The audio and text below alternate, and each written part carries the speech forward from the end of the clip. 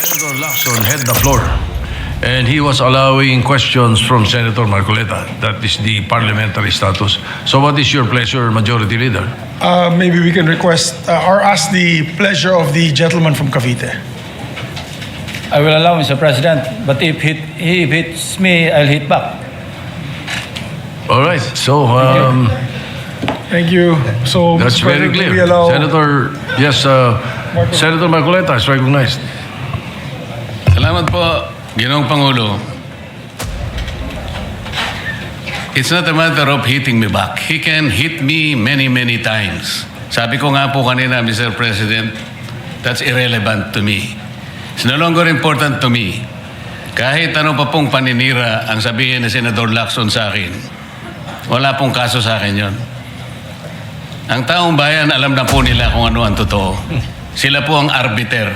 Silang magsasabi kung totoo lahat po ang pinag-uusapan natin dito at kung ano ang sinabi laban sa akin. Ang gusto ko lang pong linawin, Mr. President, kung talagang pinaninindigan ni Senator Lacson yung patakaran na kanyang huling sinabi at binigyan ng emphasis kung saan ang mga ebidensya pupuntahan natin. Napakarami ko pong sinabi kahapon do sa aking privilege speech. Inisa-isa ko yung dapat napuntahan natin.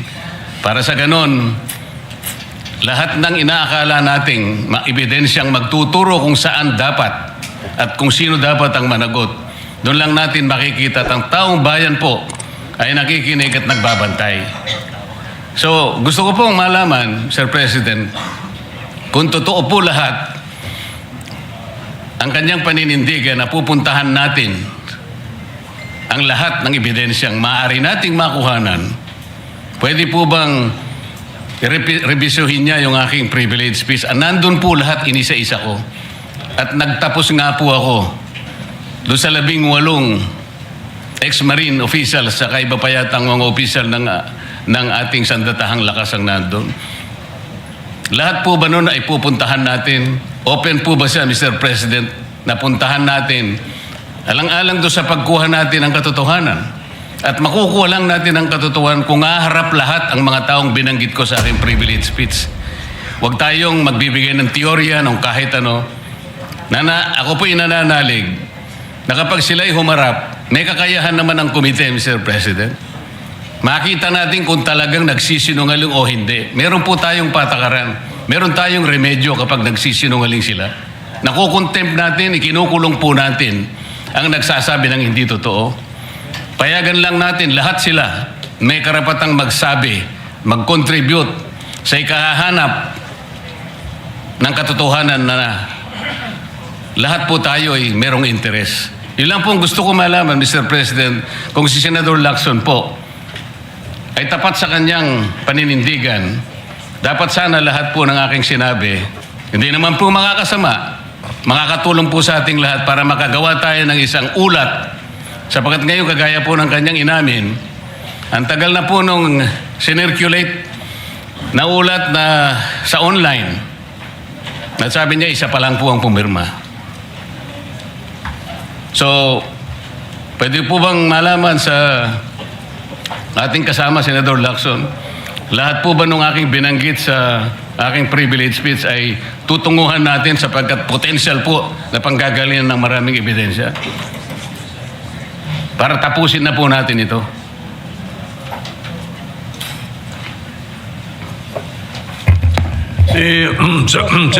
Senator Lacson sat down. He no longer has the floor. Mr. President. Senator, the Majority Leader. Yes, para wala na daw gulo na di pa lalaking gulo, binulungan ako ni Senator Lacson. Yes daw. Of our sovereignty and proof that the Philippine government is complete or completely in support of the men and women of the Philippine Coast Guard. But we have nothing to show for it now, Mr. President. Bureaucratic incompetence has prevailed. Kailan po magbabago ito sa ating bansa? Parang it's so frustrating, Mr. President. Kaya ako gusto ko na mag-retire, Mr. President, kasi kahit anong sigaw natin dito, kahit anong ginagawa natin sakripisyo, kahit binabanata na tayo sa social media dahil yung pondo ay binigay natin sa military at Coast Guard at may mga hacker, yung mga, ang tawag dyan, yung mga vloggers at mga social media goons ang tumitira sa atin. Wala din. Wala din pong pangyayari. Walang pagbabago. Kaya, I hope that we can find answers, and I hope that the proper committee will investigate this issue. And that's why I'm requesting, Mr. President, as your majority floor leader, with the permission of Senator Gatchalian, since wala naman po siyang trabaho dahil wala pong budget na yun. I-refer ko na lang po kasi this is a procurement issue. It's a budget procurement issue, Mr. President. Maybe make this omnibus na. The allotment that we gave in 2023 for the DND, together with the Coast Guard and the other agencies that needed it, even NICA and Bureau of Fisheries, nabili ba nila yung... I remember we allotted also to the Bureau of Fisheries to buy, to build 20 offshore boats to support our fishing fleets in the West Philippine Sea. Nabili ba ito or ghost project yan? Kaya mabuti siguro we should start using our oversight functions of the Committee on Finance and get answers to this issue, Mr. President. Again, is it because of corruption? Pag-iba-iba ng mga requirements sa bidding to make people lose and to make certain people win? Is it ineptness na hindi nila napansin na ito ng date ay malalampasan na po ang yung paggamit ng pera at ibabalik na po yan sa national, tinatawag National Treasury na hindi nabantayan? Is it incompetence? I don't know, Mr. President. And I don't want to impute any malice to our officers of the Philippine Coast Guard. But something is wrong. And they wanted, with due respect to them, they wanted to see me. Today, they were full force in my office, Mr. President. Pero sabi ko, kailangan siguro hindi pwedeng closed doors. Ikwento nyo lang sa akin, tapos na yung problema. Malaking pera ito eh. Siguro mag-hearing tayo. Doon nyo ibanggit kung anong nangyari. Sino ba may kasalanan? Ang DBM ba? Napakabagal ng pag-release nila ng SARO? Pero na-release naman nila. Inyong procurement office ba ng Philippine Coast Guard? Was it the DOTR? Was somebody telling you to do something else? Tell us. Because we want to correct it. We want to correct that problem, Mr. President. Talagang nakakahinayan. I'm so frustrated. And, you know, we were very proud that the 19th Congress, in the first regular session, all of us here stood 100% in all resolutions protecting the sovereignty of the West Philippine Sea. There was not one who voted against these resolutions in support of our men and women protecting the West Philippine Sea. We passed several resolutions, even the minority. Madam Risa and even Senator Coco, who I know is more neutral when it comes to these things, he was in support. He would not go against the resolutions in support of our men and women in the West Philippine Sea. And yet this happens. We put our money where our mouth is, Mr. President. Pinasa natin yung budget, nadagdagan yung pondo nila, at ngayon, babay na. Wala na, lumipad na. Parang migratory bird. Pumunta sa KIG, tapos lumipad na. Bumalik na kung saan yung ibon. Parang ganun. Lumipad na ang pondo. Kaya, Mr. President, maraming salamat sa pagdinig and allowing me to vent my frustration. And I'm frustrated because, again, ginamit po nila ito para tanggalin ako as Senate President because I had discretion, too much discretion where to allot the funds. But in actuality, it was not personal. It was all for the Republic of the Philippines in defense of our national sovereignty. And yet, this is what transpired. Kaya, Mr. President, I would like, as your Senate Majority Floor Leader, Mr. President, move that the speech be referred to the Committee on Finance, Mr. President, as primary committee, and a secondary committee will be the Committee on Public Services. Any objection? Hearing none, so referred to those two committees. Thank you very much, and we thank also Senator Sherwood. He gladly accepted when I mentioned this to him earlier in the afternoon. Mr. President, I move that we resume consideration of the GIDA measure. This is Senate Bill number 1937. Wala na. Nawala yung mga sponsor, Mr. President. So I withdraw my motion. I wish I could sponsor it myself, but I do not know about the measure. Kaya natin, Mr. President, tayong dalawa na lang eh. Marami tayong may papasabi. Senator Erwin Tulfo was raising his hand. Yes, Mr. President, may recognize Senator Erwin Tulfo. Senator Erwin Tulfo is recognized. Ano?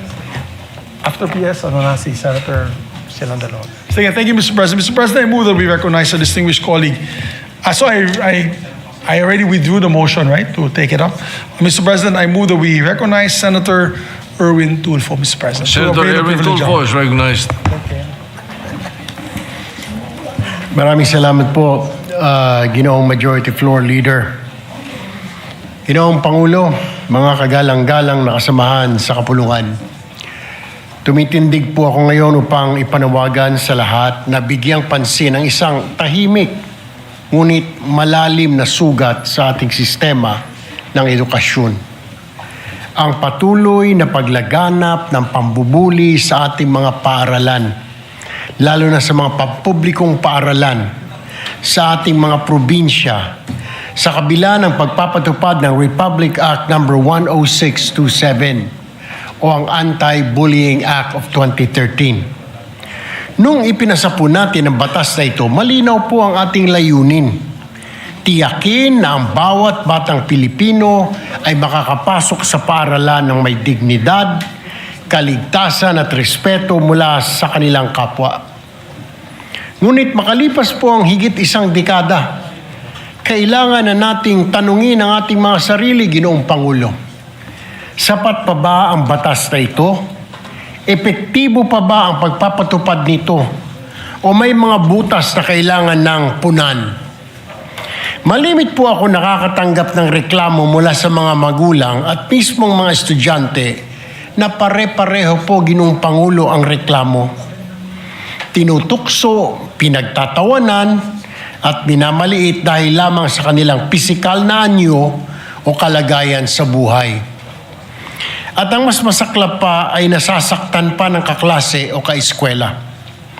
May mga batang binubuli dahil tahimik lang o kakaiba ang pisikal na anyo. Tulad po, Ginoong Pangulo, ng mga ngongo, may bingot, duling, pandak, maitim o pango. May mga batang tinutukso dahil sila ay payat o malnourished o mataba o mahina ang ulo. Mayroon ding pinagtatawanan dahil iniwan sila ng kanilang magulang o dahil sila ay mahirap. Ang ganitong pangungutya ay hindi simpleng biro lamang. Ito ay sugat na unti-unting sumisira sa kumpiyansa, dignidad at pangarap po ng isang bata. Mga kagalang-galang na kasamahan, ang paaralan ay dapat maging ligtas na lugar sa ating mga anak. Ngunit para sa ilang bata, ang paaralan ay nagiging lugar ng takot, kahihiyan at pang-aapi. Ginoong Pangulo, malinaw na kailangang palakasin at iangkop ang Anti-Bullying Act sa kasulukuyang panahon. Sa katunayan, kinilala mismo ng Department of Education ang pangangailangan ito sa pamamagitan ng DepEd Memorandum 090 Series of 2025. Inaatasan po ng DepEd ang malawakang pagpapalaganap at pagpapatupad ng revised implementing rules and regulations of the Anti-Bullying Act upang higit pang mapalakas ang mga mekanismo sa pagprotekta sa mga mag-aaral.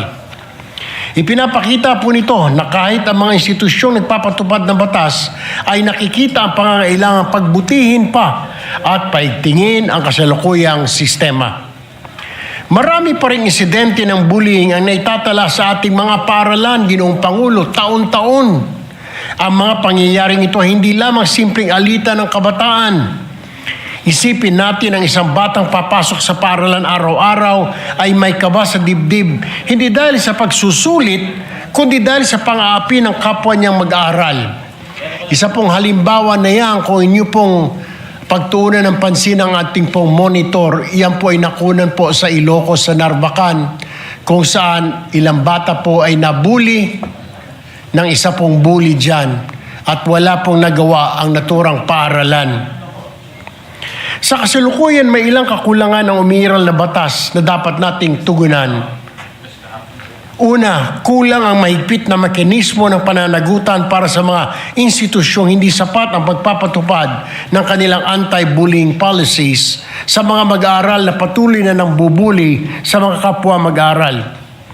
Ikalawa, lumawak na po ang anyo ng bullying, Ginoong Pangulo. lalo na sa digital na mundo. Sa panahon po ng social media, ang pang-aapi ay maaring magpatuloy kahit tapos na po ang klase. Ang bullying ngayon, Ginoong Pangulo, ay hindi na lamang nangyayari sa silid-aralan. Nangyayari na rin ito sa mga cellphone, sa chat at sa social media. Dahilan para kitilin ng ilang kabataan ang buhay nila. Ikatlo, maraming paaralan ng kulang sa guidance counselors at mental health support na mahalaga upang matulungan ang parehong biktima at gumawa ng bullying. Ikaapat, wala pa rin komprehensibong pambansang sistema ng pagmomonitor ng bullying cases, kaya nahihirapan tayong makita ang kabuang lawak ng problema. Kung walang malinaw na datos, mahirap gumawa ng epektibong solusyon. Kaya naman ang nananawagan ako na ating ripasuhin na ang Anti-Bullying Act of 2023 at bigyan po ito ng ngipin. Hindi upang ipawalang bisa ang layunin nito, kundi palakasin pa at gawing mas epektibo ang pagpapatupad nito. Maaring pag-aralan po ng Senado ang mas malinaw at mas mahigpit na mekanismo ng pananagutan. Halimbawa, Ginoong Pangulo, sa unang paglabag ang estudyante kapag napatunayang ng bully ay maaring patawan agad ng garang suspensyon kasabay ng mandatory counseling at intervention program upang maituwid ang kanyang pag-uugali. Sa ikalawang paglabag, lalo na kung may pisikal na pananakit o seryosong pinsala, dapat nating pag-isipan ng mas mabigat na kaparusahan tulad ng expulsion upang malinaw na maipakita na walang puwang ang karahasan at pang-aapi sa ating mga paaralan. Hindi po natin layuning sirain ang kinabukasan ng batang nambuli. Ngunit hindi rin natin maaaring pabayaan ang batang paulit-ulit na nagiging biktima nito. Kung may isang batang ayaw nang pumasok sa paaralan dahil sa pangungutya ng kanyang mga kaklase, kung may batang umiiyak gabi-gabi dahil sa pang-aapi, kung may batang nawawala ng kumpiyansa sa sarili dahil sa kanyang itsura o kahirapan, hindi na natin maaring sabihing sapat na ang Anti-Bullying Act of 2013. Mahalagang palakasin pa ang papel ng mga guro, guidance counselors at mga paaralan sa agarang pagtukoy at pag-aksyon sa mga kaso ng bullying. Isa pang halimbawa ay ang paulit-ulit na paalala sa mga bata ng mga guro na bawal ang bullying at may kaakibat itong mabigat na kaparusahan. Sa ngalan po, Ginoong Pangulo, ng mga batang tahimik na nasasaktan sa loob ng ating mga silid-aralan, ako po ay nananawagan sa kapulungang ito, ripasuhin natin ang Anti-Bullying Act. Palakasin po natin ang mga probisyon nito at tiyakin natin ang bawat silid-aralan sa Pilipinas ay tunay na ligtas para sa bawat batang Pilipino. Kung tunay nating nais na hubugin ang susunod na henerasyon ng mga lider, profesional at mamayang Pilipino, kailangan nating tiyakin ang bawat paaralan ay isang ligtas na espasyo para sa lahat. Panahon na upang palakasin ang batas, pagbutihin ang mga pulisiya at tiyaking walang batang Pilipino ang magdurusa sa pang-aapi. Maraming salamat po, Ginoong Pangulo, at magandang gabi sa ating lahat. Senator Sherwin Gatchalian is recognized. Thank you, Mr. President. First of all, allow me to thank Senator Erwin Tulfo for bringing this to the fore. Actually may nagpadala rin sa akin ng video na ipinakita ni Senator Erwin at nakakalungkot po ang nangyayari sa ating mga pampublikong paaralan. Lalo na yung mga ganitong talaga marahas na pamamaraan ng bullying. In fact, yung mga ganitong video, hindi lang nakakaapekto sa atin, pero nakaka-apekto rin to doon sa binubuli. Dahil pag in-upload to sa social media, nandoon na habang buhay at pinapasa-pasa, linalagay sa cellphone, pinapakita. Kaya yung sugat po ng nabuli, napakahirap pong gumaling dahil nandoon siya sa video. Nung chairman po ako ng Basic Education Committee, nagkaroon kami ng pagdinig dito ng isang hearing. dahil nung lumabas po yung 2018 PISA, yung PISA International Large Scale Assessment, lumalabas ang Pilipinas po out of the 70 plus countries, ang bullying capital of the world. No? Pinakamaraming incidents po tayo ng bullying across different countries from Europe, from South America, Southeast Asia. Tayo ho ang pinakamataas pagdating po sa incidences of bullying. At nung nagkaroon ho kami ng hearing, isa rin pong natuklasan namin, yung nagbubully ay yung nagbubully ay isang uring mental health condition rin. No? So hindi lang po yung binubully ang may nakakaapekto sa kanya, yung mental health ay nakakaapekto sa kanya, kung hindi yung nangbubully. Apparently, sabi ng mga eksperto, karamihan rin po ay may mental health condition dahil sa bahay po ay naaabuso o sa bahay may problema sila at nadadala ito sa eskwelahan. Kaya sang-ayon po ako sa rekomendasyon ng ating butihing senador, Senator Erwin, na isa sa mga solusyon ay dapat po talagang palawakin po ang bilang ng ating mga guidance counselors. At meron ho tayong ipinasa na batas, yung mental health, basic education mental health law, kung saan kukuha po ng mga tawag natin school counselors and school counselor associates sa lahat po ng ating paaralan. At ang good news ho, this coming 2026, under the 2026 budget, meron pong nakalaan na pondo para sa 10,000 school counselor associates. Associates muna dahil kulang rin po ng guidance counselor ang buong Pilipinas. Dahil kung meron tayong 47,000 schools, ay ang registered guidance counselors lang sa ating bansa ay 3,000. Kulang ho talaga. Kaya associates muna. Pag associates, pwede ho tayong kumuha ng psychologists, psychometricians na meron pong halos, I think, mga 60,000, no? If I'm not mistaken. My memory serves me correctly. So, so talagang kailangan ho natin suportahan itong basic education mental health law sa pamamagitan po ng paglalagay ng pondo, dahil kung hindi ho talaga natin susuportahan itong batas na ito, tama ho kayo, Senator Erwin, ito ay every year nangyayari at palala ng palala. At ngayon with social media, with video on our phone, nakita ko na mas lumalakas yung loob nung kumukuha, dahil napapahiya at pinapahiya nila yung binubuli na bata. So maraming salamat, Senator Erwin. Majority Leader. Thank you very much, Mr. President. Mr. President, I move that we refer the speech of the gentleman from Palawan and the Republic of the Philippines, Senator Tulfo, to the Committee on Basic Education, Mr. President. Any objection? Hearing none, so referred. Thank you, Mr. President. Mr. President, I move that we resume consideration of Senate Bill number 1901 under Committee Report number 33.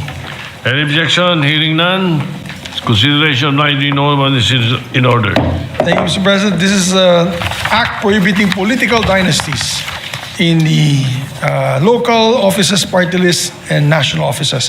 Mr. President, to sponsor the measure, we're in the period of interpellation. To sponsor the measure, Senator Risa Ontiveros, and to interpellate Senator Wing Gatchalian, Mr. President. All right, being in the period of interpellation, parliamentary status, Senator Risa Ontiveros is recognized to continue the sponsorship, and to interpellate Senator Sherwin Gatchalian. Thank you, Mr. President. Thank you. Thank you, Mr. President. Thank you, Majority Leader. Will the good sponsor receive a few clarificatory questions, a few queries, Mr. President? Gladly, Mr. President. Well, Mr. President, from the onset, let me commend the good sponsor for reaching this far. I know that this bill has been, or this concept has been talked about, floated many times. In fact, it's in our constitution very clearly that dynasty should be prohibited and regulated so that it will give equal opportunity to other public servants.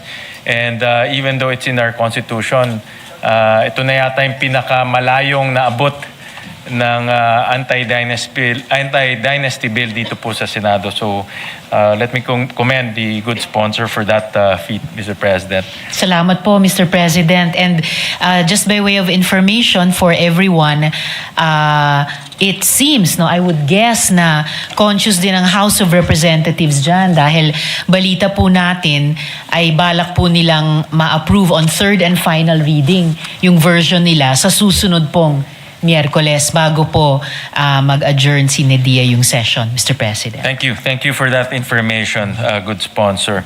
So, Mr. President, my first question, and I know that this has been discussed by our different colleagues, ano po yung pinaka-layunin nitong anti-dynasty bill other than, it's expressly mentioned in our Constitution. But ano po yung base po sa hearings, base po sa mga consultation na ginawa po nationwide? And let me commend again the sponsor for going around the country to get to hear the voices of our constituents. Ano po yung pinaka-dahilan o mabigat na yung pinaka-direksyon kung na narinig po ng good sponsor sa mga resource persons natin, sa mga kababayan natin tungkol po dito sa anti-dynasty law?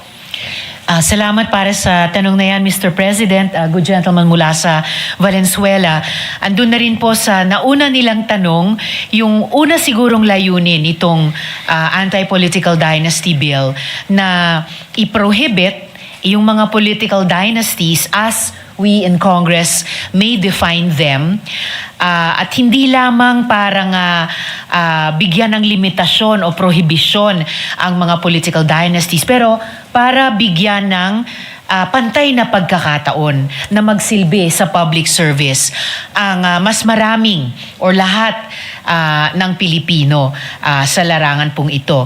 Pangalawa siguro, Mr. President, pwede po nating sabihin, ang layunin po nitong anti-political dynasty bill ay bawasan hanggang mawala yung negative impacts ng political dynasties.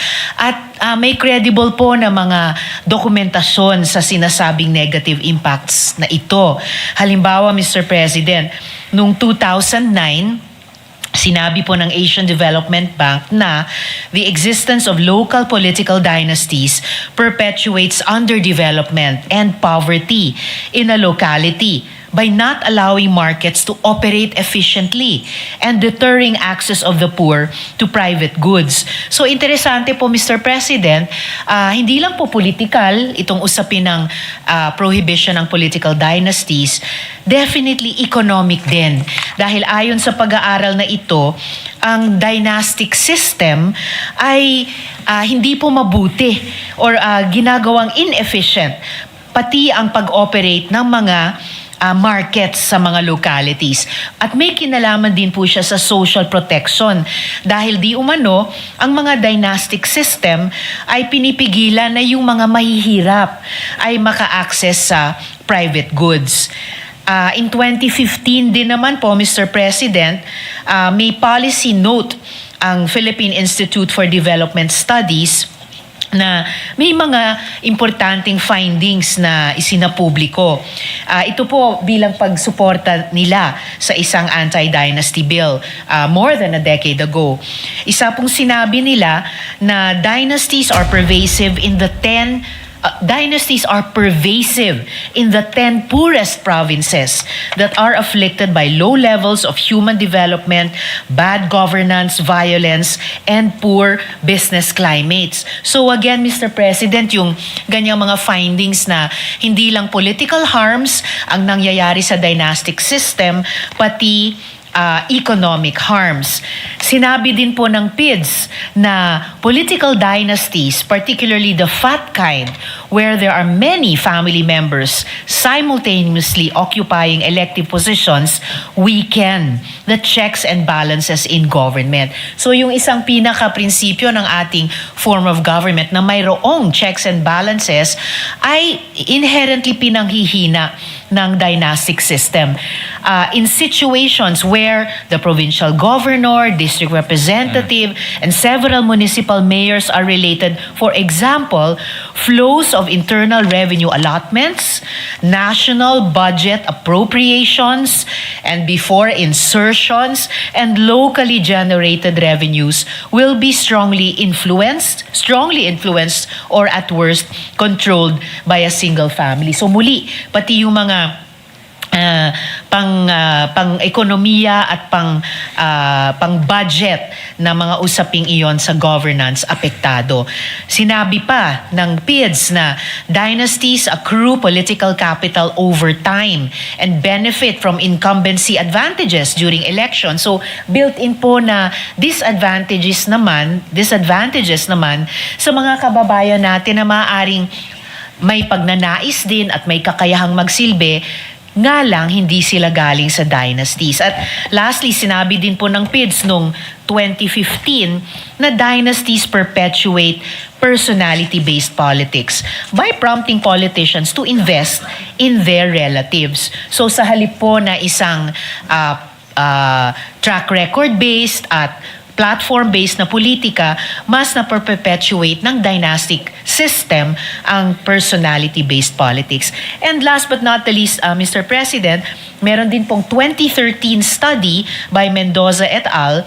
Na pag-alaman po nila na dynasties are linked to weak political competition, poor accountability, concentration of political power, and perpetuation of patron-client relations and traditional politics. So, sinusubukan po ng panukala natin matuto sa mga leksyong ito at magpasok ng mga tamang prohibitions at limitations at subukang i-reduce o mawala yung mga harms na ito na over the last decades at sakop ng mga pag-aaral na ito over the last 2 decades ay nado-document po dahil sa dynastic system po sa ating bansa, Mr. President. Thank you for those answers and also very comprehensive clarifications as well as evidence-backed justifications, Mr. President.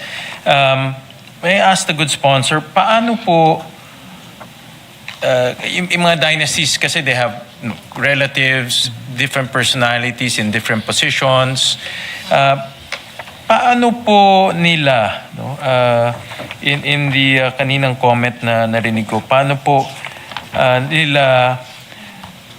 nangyayari o paano po nila ginagawa yung underdevelopment in a particular area?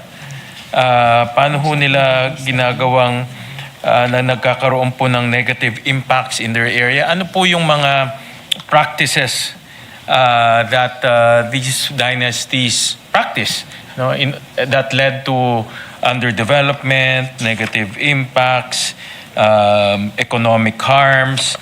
Ano po yung mga practices na nakikita po kaya ganito ang resulta? Sa ADB study. Isa po, Mr. President, dun po sa 2015 PIDS policy note, inobserve po nila na either poverty results in the creation of political dynasties or political dynasties exacerbate bad governance, failing to reduce if not actually worsen poverty conditions. So yung isang insight po dito sa 2015 PIDS policy note ay may tendency di umano ang mga political dynasties na dahil dun sa bad political outcomes resulting in bad governance, hindi po natututukan ng dynasty in power in a certain locality, for example, yung poverty conditions. Or worse, na-exacerbate nila kung ginagamit lamang nila ang kanilang political advantage or even supremacy sa lokalidad na iyan para sila ang manguna sa pakinabang sa economic opportunities doon sa locality na iyon. Further concentrating not just political power but economic power unto themselves and therefore maintaining or worsening yung situation of inequality para sa karamihan ng kanilang mga constituents, Mr. President. Anything else? Thank you, Mr. President. Yes, itong Mr. President, if Yeah. I may just Yeah, add go to ahead. that, at this point, isa pa po, dahil sa ganitong practices na napansin sa mga studies tulad ng sa PIDS, there's a tendency to spend public funds not on development but again ayon dun sa political and economic priorities nung particular dynasty sa locality na iyon. Wala rin pong incentives sa isang dynastic system na hindi ko po nilalahat, Mr. President, pero may tendency na na mabawasan ng incentives to introduce fresh and innovative ideas. Dahil kung nakakuha o panatili sa kapangyarihan ng isang political dynasty sa kasalukuyang sitwasyon, wala pong incentive na baguhin ito. It's a negative application of the idea na if it ain't broke, don't fix it.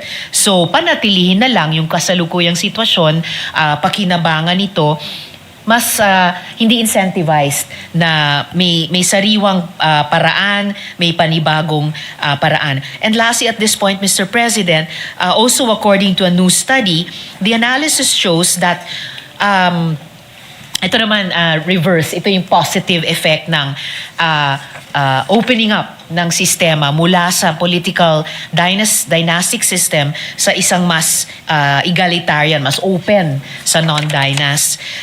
The analysis also shows that political turnover may be associated with faster increases in provincial household per capita income. So mas granular na po ito, hindi na lang particular localities pero yung household sa mga political localities na nagkaroon ng turnover may faster increases sa provincial household per capita income in provinces with stronger fiscal autonomy, suggesting, Mr. President, that institutional conditions play an important role in shaping economic outcomes. So, ito naman po, Mr. President, reverse observation ng study na sa localities na nagkakaroon regularly ng political turnovers, may nasisimulan silang maobserbahang pagtaas ng average per capita income ng households sa jurisdictions na yon, Mr. President. Thank you for the very comprehensive answers, Mr. President. And Mr. President, I heard the good sponsor, Her Honor, that it's also dynasties also perpetuate or at least demonstrate bad governance that lead to poverty conditions in their locality. Ano po yung mga practices of bad governance na nakita po nitong mga studies and also through the hearings and also the consultations of Her Honor, Mr. President? Isa pong observation dito pa rin po sa isa pong observation dito sa PID study ay that dynasties weaken the competition in the political system, resulting in less access for alternative leaders and youth leaders to be part of that political system. Para po sa atin na nagtatrabaho sa politika, sa paggogobyerno, para sa atin din, totoo talaga na yung kabataan ang pag-asa ng bayan at marami sa atin talagang concerned at nag-i-invest dun sa paghubog ng mga bagong leader at mga mas batang leader. Pero dito sa PID study, naobserbahan nila na less access pati sa mga mas batang leader na pumasok sa political system kung hindi sila galing dun sa dynasties. In many jurisdictions, political dynasties run uncontested or contested only by other dynasties. Therefore, alternation lang ng kapangyarihan sa pagitan ng iba't ibang dinastiya, and any monopoly of political power is harmful to society and may cause violence. So isa rin po ito na madalas napapansin sa dynastic systems na dahil sa napakataas ng stakes para sa nakaupong dinastiya na panatilihan ang kapangyarihan nila o sa ibang dinastiya na dating nasa kapangyarihan na gustong manumbalik na dumako sa pandadahas sa isa't isa. And madalas sa ganon, Mr. President, nadadamay po yung mga supporters or kahit po yung ibang mga constituents nila, ibang mga botante na naiipit po sa gitna. Further, in terms of bad governance, familial ties within the context of public finance breed conflicts of interest and weaken accountability and auditing mechanisms that are supposed to police the behavior of public officials, particularly in the way they manage public resources. So, yun po, conflicts of interest, tapos yung pagpapahina ng accountability and auditing. So, we could extrapolate that, and I'll just try to find that study again. Kaugnay po ito nung ating ginawang investigasyon sa ongoing investigations of flood control scam. Napansin po na marami sa mga area na nagkaroon pala ng ghost or substandard projects ay nagkataong mga area na dynastic systems po ang namumuno doon. Yes, so Mr. President. that study proved that itong mga may flood control issues, meron pong flood control corruption, are from areas where they have dynastic features in the local governments. That yung study na prove niya ho yan? Beginning observation pa lang po nila ito, Mr. President, na-surface nung investigations natin nung nakaraang taon. So, I think that bears further study na i-correlate dun sa mga naunang pag-aaral kung papaano yung earlier observed na paghina ng checks and balances at accountability sa mga lugar na may dynastic systems ay nag-play nga ba talaga ng mapapatunayang papel dito sa mas recent na inimbestiga nating flood control scam. Thank you. Mr. President. Thank you, Mr. President. And Mr. President, ako ho kasi ang aking paniniwala ay lagi ho tayong gumawa ng batas o paraan para tumibay po yung ating institusyon. Whether local or national, but the country should always strengthen its institutions, and institutions should guide the way we govern, no? Not personalities but institutions. At yan rin po isang dahilan kaya ako pumirma sa committee report dahil sa pag-ikot ko natin, I'm sure nakikita rin to ng ating good sponsor, Senator Risa, na marami po tayong mga LGUs na napapansin ko at nakikita ko rin na magkamag-anak po ang mayor, vice mayor, magkamag-anak mayor, vice mayor, councilor, magkamag-anak mayor, vice mayor, councilor, ABC president. Governor, vice governor. Meron din governor, vice governor. At ito, Senator JV was a former mayor. Ako po, former mayor.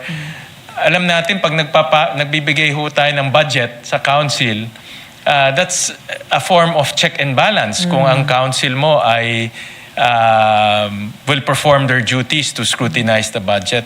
Pero kung asawa mo po yung vice mayor, anak mo yung chairman ng appropriations, aprobado na kaagad yung Mismo, budget. Mr. President. Diba? Doon nawawala po yung check and balance at lumalabnaw po yung institusyon. At yun po yung aking personal observation when I go around at nakita ko parang lumalala. Ewan ko si Senator JV kung ganun rin yung observation niya. But as a former mayor, yun po ang sabi ko, paano magkakaroon ng check and balance sa local level kung magkakamag-anak po yung vice mayor at yung appropriations chairman. Mr. President, Mr. President, if I may be recognized just to join the discussion. Senator, With the indulgence of Senator Tiberos Yes, of course, and Mr. Senator President. Gatchalian, I also go around the country, no, and I agree with Senator Gatchalian na gano'n na nga po talaga. No? Ito na yung mga fat dynasties na tinatawag na mayor, vice mayor, kung hindi magkapatid, mag-asawa, governor, vice governor, na parang it became prevalent. But one good news, no, that siguro if I may just interject, that yung po sa youth natin, I think the first time that the anti-political dynasty was was implemented into law was during the Sangguniang Kabataan Reform Act, no? Which was to our proposal, which was then adopted, no? And it's now the law. Nandun na po, no? Dati kasi po lahat ng SK, karamihan kundi anak ng kapitan, anak ng mayor. But now as mentioned, sabi nga Kabataan Pag-asa ng Bayan, it will now give truth to that, no? Na hindi lang ang pwedeng umangat yung mga galing sa dinastiya. So now that anti-political dynasty is in full effect or implemented under the SK reform law, at least po yung mga SKs ngayon hindi na galing sa dinastiya. So it is now a good breeding ground for true leaders that do not come from political families or dynasties. So sana na nga po ay ito'y maging daan na para talagang makahubog tayo ng mga bagong leaders, no, na talagang papalit sa mga present camp of leaders. And as again, although kami po ni Senator Gatchalian, admittedly we come from political families, but we both support this, no, because we know for a fact, again, Mr. President, I've always believed that, as I mentioned earlier before, that power, whether it be economic or political, should be shared. Walang dapat magmonopolyo ng kapangyarihan, no? So that's all. Thank you, Mr. President.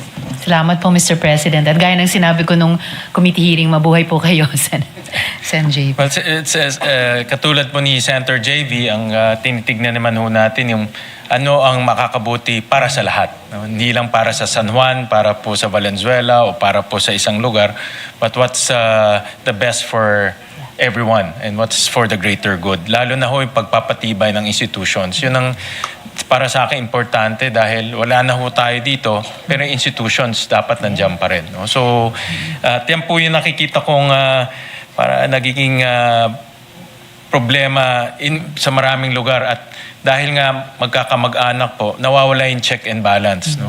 Pag nawala yung check and balance, then ano na ho yun, yung paggastos ng pera ay hindi na natin malalaman kung yung po ho talaga ay para sa kabutihan po ng lugar o para sa kabutihan po ng pamilya. No? So that is the nakikita kong problema. Kaya po pumirma ho tayo sa committee report. On the other side, a good sponsor, one might argue, meron namang election every 3 years. Meron namang term limits. And every election is a referendum on your service. Diba? Pwedeng sabihin,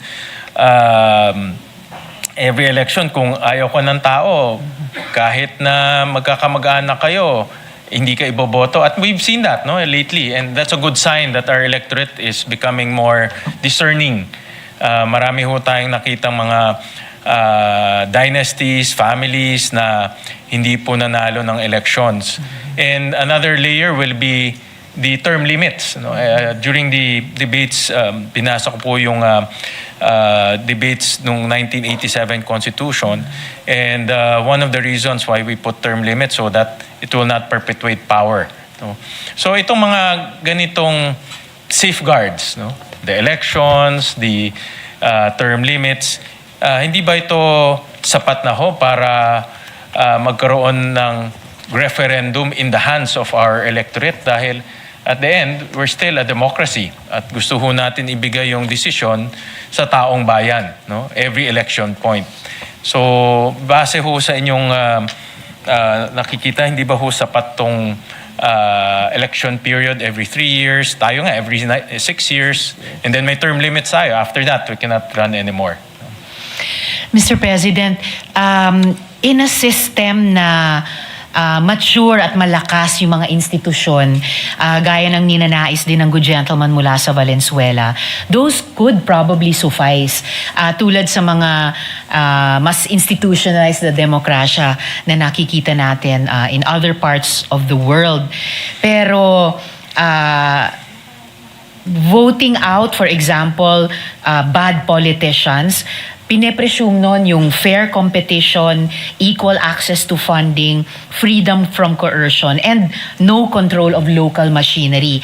Na alam po natin at naobserbahan po natin, wala po yon sa karamihan ng mga localities natin na ruled by a dynastic system. Kaya yung theory po ng pure electoral correction or kahit yung ugali na let's just vote them out, it would tend to ignore real world asymmetries. Of course, may ilang mga rare instances na sineselebrate natin na nangyayari yon. Kumbaga, David and Goliath battles na nanalo yung mga David. Pero sa karamihan, sobrang imbalanced yung kapangyarihan, of course in favor of the dynasties kumpara sa non-dynastic challenger na hindi po talaga ma-vote out yung entrenched dynasty. Yan din po ang dahilan kung bakit inabandona pati ng Korte Suprema yung condonation doctrine. Na yung condonation doctrine na yun yung corollary idea na nagsasabi na kung ang isang politiko daw ay na-re-elect kahit may misconduct siya, then ibig sabihin yung mga tao sa exercise ng democratic will natin ay parang ipinatawad na yung misconduct ng politikong iyon. At ito inabandona ng Korte Suprema dahil pati sila po kinilala nila na kailangan ng mga guardrails doon sa mas malakas na mga institusyon na binubuo pa natin at doon sa recognition ng Korte Suprema na ang misconduct ay kailangang maparusahan. As for term limits po, Mr. President, alam naman natin na creative po ang dynastic system. Magte-take turns lang hanggang makabalik, and in the meantime, kapamilya pa rin nila ang magsisilbi sa posisyong iyon, Mr. President. Pero itong lately na marami ho tayong nakikita at the local level na because of the term limits, hindi rin transferable to the next personality, next family personality, yung position. I think in a sense, the term limits is also effective, no? Dahil may marami tayong nakita, especially itong 2025, marami akong nakitang mga families na hindi na transfer yung posisyon, no, sa kanilang kamag-anak because of the term limits. And in many elections na observe ko, the loyalty might be to the person in power or person in position, but not necessarily yung kasunod niya, no, kahit na magkapareho silang apelido. At kaya in a sense, nakita ko yung term limits gumagana siya dahil hindi nata-transfer yung position to the next personality.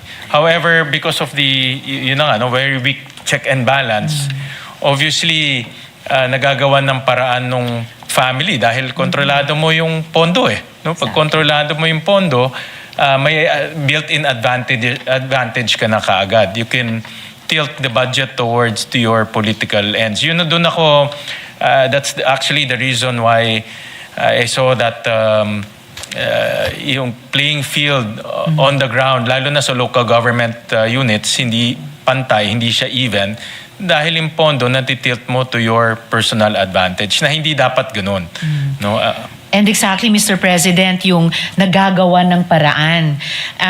Nabanggit nyo rin po, good gentleman, yung taong 2025. Studies from the Ateneo School of Government and recent 2025 to 2026 data show that term limits have actually triggered an evolutionary response from political clans rather than curbing them. So, natututo din ang mga dynasty. Nag-e-evolve din sila. Merong yung pinag-uusapan namin kanina ng good gentleman, Mr. President, na fat dynasty phenomenon. Ayon sa ASG, instead of leaving power after 3 terms, so ito po yung term limits, incumbents simply field their spouses, children, or siblings.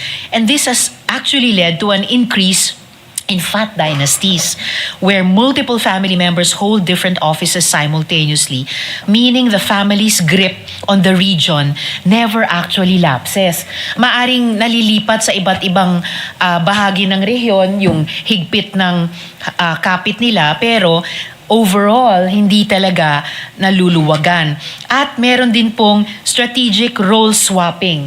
Many families engage, ayon pa rin sa ASOG, many families engage in musical chairs where a husband serves as mayor while the wife is in Congress, and they simply switch positions once term limits hit. So this ensures that the incumbency advantage, access to government resources, patronage, name recognition, remains within the family unit indefinitely. So, nape-preserve pa rin po dun sa apelido, Mr. President. Yeah, thank you, Mr. President. That's why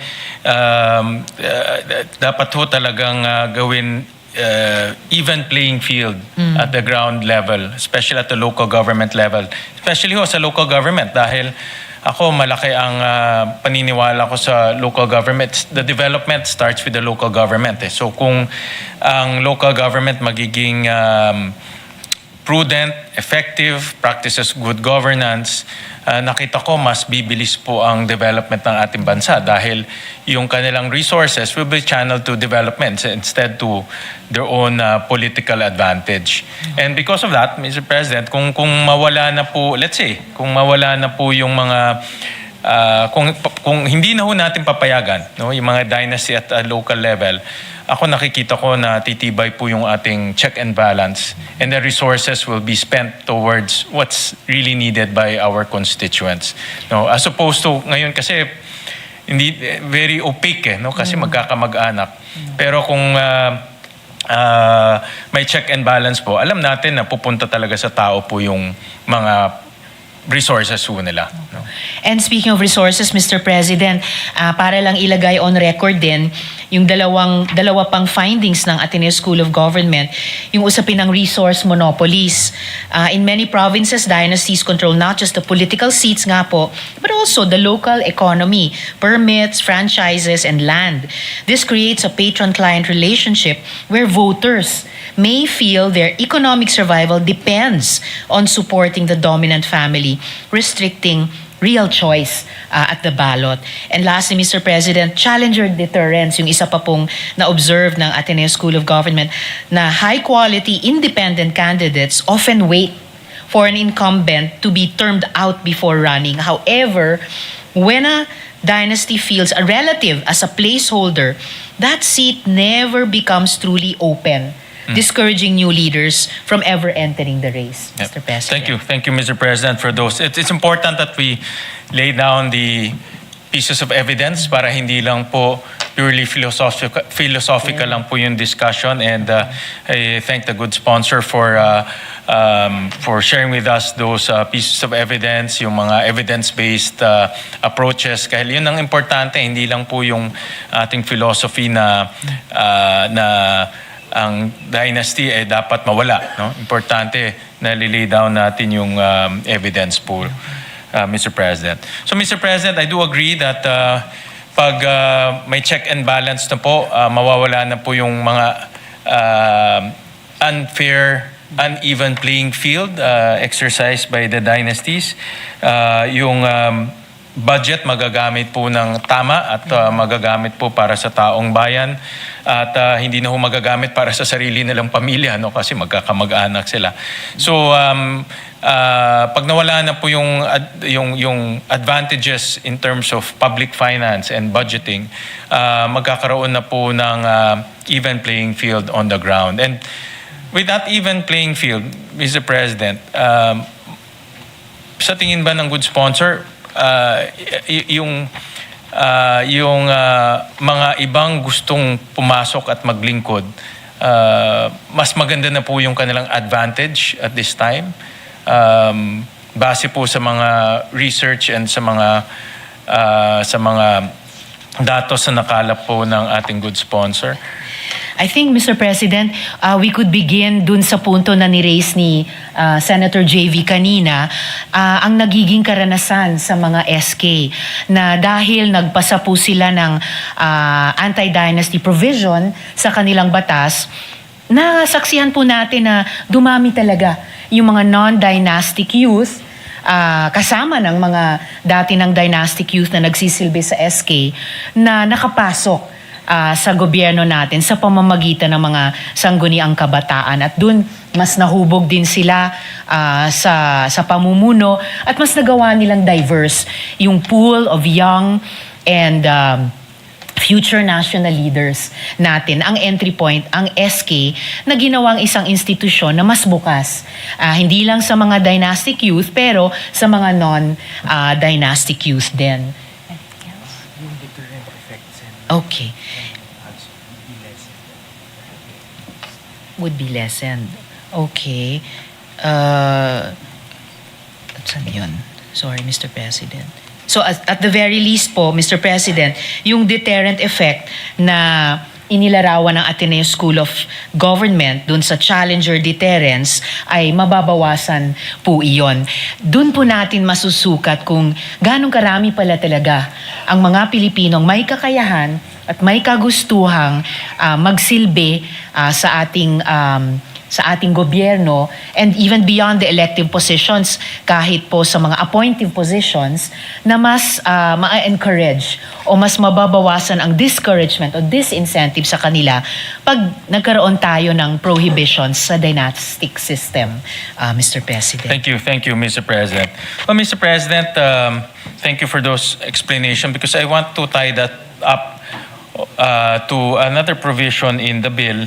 Ito po yung sa succession. No? I saw in the bill na hindi pinagbabawalan na po yung succession. And ang pananaw ko ho dito, dahil we will now strengthen the check and balance at the local level by removing dynasties in various positions, vice mayor, councilor, even barangay. Titibay na yung ating check and balance. Mawawala na yung kanilang advantage in terms of budget. Mawawala na yung kanilang advantage in terms of various relatives in various government positions. Mawawala na rin pati yung power of enacting local ordinances. Mawawala na rin yun dahil nga hindi na sila magkakamag-anak. And at the same time, meron pang term limits, no? Na pwedeng at the end of the term, hindi na sila pwedeng tumakbo, and there's no guarantee that you can transfer it to your relatives. So I feel na itong succession might be, this is my personal view, is restrictive considering na meron na pong mga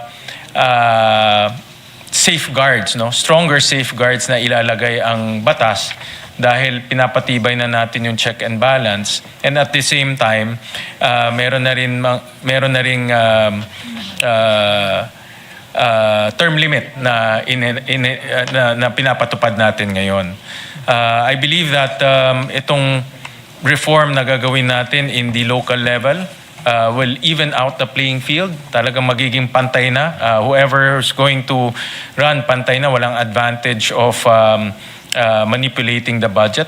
So I think restrictive yung succession kasi may mga cases, Mr. President, na nakikita ko na magagaling yung mga kamag-anak, magagaling yung mga pwedeng pumalit, no, na kamag-anak. Hindi naman sila nagtatrabaho sa local government units. Yung iba, alam ko, may mga kilala ko na galing sa abroad or galing sa ibang lugar at mayaman yung kanilang experience, but they want to serve, no? They want to serve their constituents because galing rin sila doon, pinanganak sila doon, tubo sila doon, at gusto nilang maglingkod. So, ang feeling ko lang, it's restrictive dahil nawawalan sila ng opportunity, and at the same time, yung mga constituents nawawalan din ng opportunity to choose. No? So,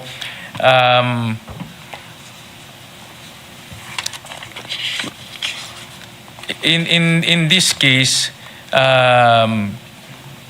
ang mas maganda po ay mabigyan po ng opportunity ang ating constituents to choose dahil wala nang advantage yung susunod sa kanya in terms of weak institutions, Mr. President. In a perfect anti-dynasty law, as reflected in the attempt of the committee report to reflect such, kasama po yung succession bilang isa sa mga prohibitions dahil mayaman din po yung dokumentasyon how a dynastic system has been entrenched also through succession. And there have been demonstrations na kapag yung succession ay hindi na naipagpapatuloy, there has been alternation of power, not just with another dynasty, pero non-dynastic leaders, nag-create po ng kabutihan para dun sa jurisdiction na iyon. And at the same time, Mr. President, gaya ng minanifest ko sa good majority leader nung siya naman ay nag-interpellate, of course, at the proper time, bukas po itong representasyong i-consider ang proposed amendments mula sa gentleman from Valenzuela. Thank you, Mr. President. Because I feel na the reforms na ginawa natin, specifically on Section 4A, B, C, D, napaka-importante siya sa pagpapalakas ng institutions natin. Bringing back the check and balance system in the local government. Most importantly, yung budget control. Doon ako, madalas kong sabihin yan kasi nung mayor ako, nakita ko na napaka-powerful po ang vice mayor at chairman ng appropriations because they control the budget. At yun, ang typically nakikita ko, magkamag-anak, chairman ng appropriations at vice mayor. And Hindi aksidente yun, Mr. Hindi President. aksidente. Strategic po yun. Correct. Even in ABC, strategic rin yun. Since tatanggalin na ho yun, even na yung playing field. No? And the incumbent surname, hindi na ho siya magkakaroon ng advantage dahil wala na siyang advantage sa pondo. So, nakikita ko na yung succession, kung mayroon man papalit sa kanyang kamag-anak, wala na siyang magagamit advantage to himself other than pareho lang yung kanilang last name. No? At least, yun po yung aking pag-aanalisa dito. And at the proper time also, Mr. President, I would like to propose an amendment to that effect, Mr. President. Salamat po para doon, Mr. President. Mr. President, this is a clarificatory question on Section 4B. No? Binabasa ko ho to. Spouses or two or more relatives hold simultaneous terms in local elective offices within the same legislative district, province, city, or municipality. Ibig ba sabihin ho nito, hindi kasali ang barangay? Diba? Kasama po, Mr. President. Okay. Opo. And kasama siya through the next proviso, Mr. President. Is that correct, Mr. President? The next proviso has to do party list, diba? Yes, kasama po because we mentioned local. Kasi ang basa ko ho dito, pinagbabawalan natin simultaneous in local elective process within the same legislative district, province, city, or municipality, Mr. President. Yes, Mr. President, at kinoconfirm ko kasama yung mga barangay officials dahil isinasama po nung committee report natin ang lahat ng mga local government officials as named in the local government code, Mr. President. So papasok ko siya dito sa local elective offices. Opo, Mr. President. As when you say local elective offices, from province all the way to barangay. Opo, Mr. President. Okay, all right. And then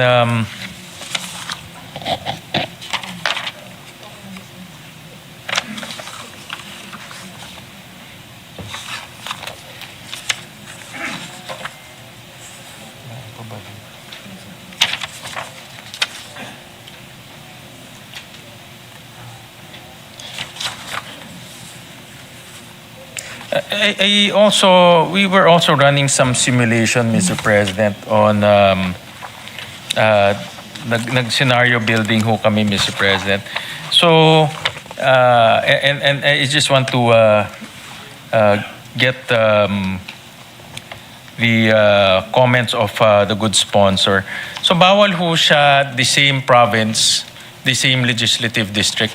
But pwedeng ibang probinsya at ibang legislative district. That will be allowed, Mr. President. Opo, Mr. President, papayagan po yon kung sa magkakaibang distrito o probinsya. Okay, Mr. President. And alam niyo ho, ang dynasties, magagaling nag-evolve rin ho yan.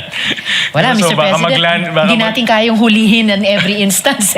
At least makapagsimula po tayo in an impactful way, Mr. Yes. President. I know that I had that conversation also with the sponsor that we're looking at constituency, no, as the base. Kaya hindi sila parehong, I think naintindihan ko na pinagbabawalan natin the same constituency, but dahil iba po yung probinsya, iba na yung constituency.